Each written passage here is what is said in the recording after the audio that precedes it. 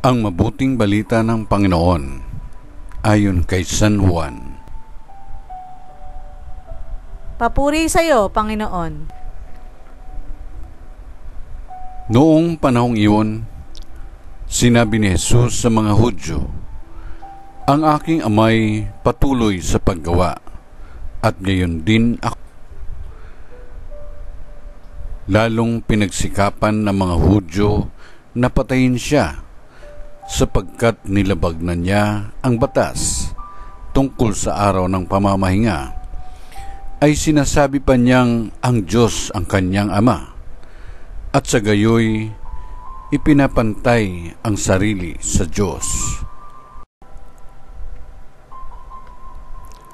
Kaya't sinabi sa kanila ni Jesus, "Dapat ninyong malaman na walang ginagawa ang anak sa kanyang sarili lamang. Ang ginagawa lamang niya'y ang nakikita niyang ginagawa ng Ama.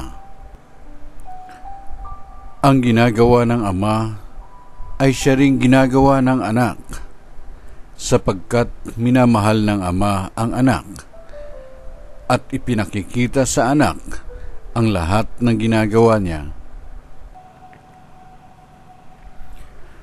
At higit pa sa mga ito, ang mga gawang ipakikita sa kanya ng Ama, at manggigilalas kayo."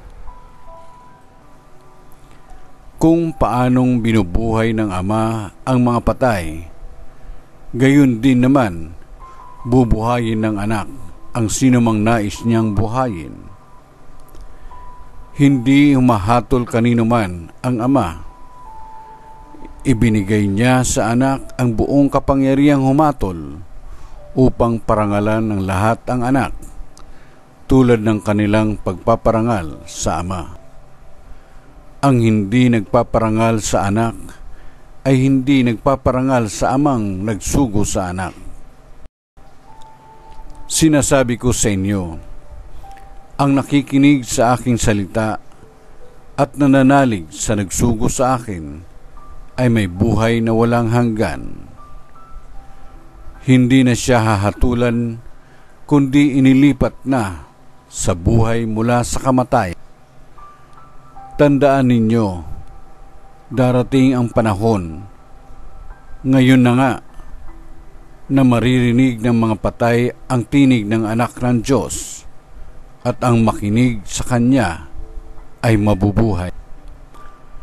Ang Ama ang may kapangyarihang magbigay buhay, at ang anak ay binigyan niya ng kapangyarihan magbigay buhay.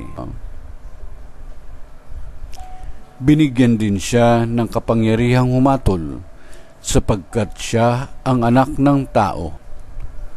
Huwag ninyo itong pagtakhan, sapagkat darating ang oras na maririnig ng mga patay ang kanyang tinig. Sila'y muling mabubuhay at lalabas sa kinalilibingan nila.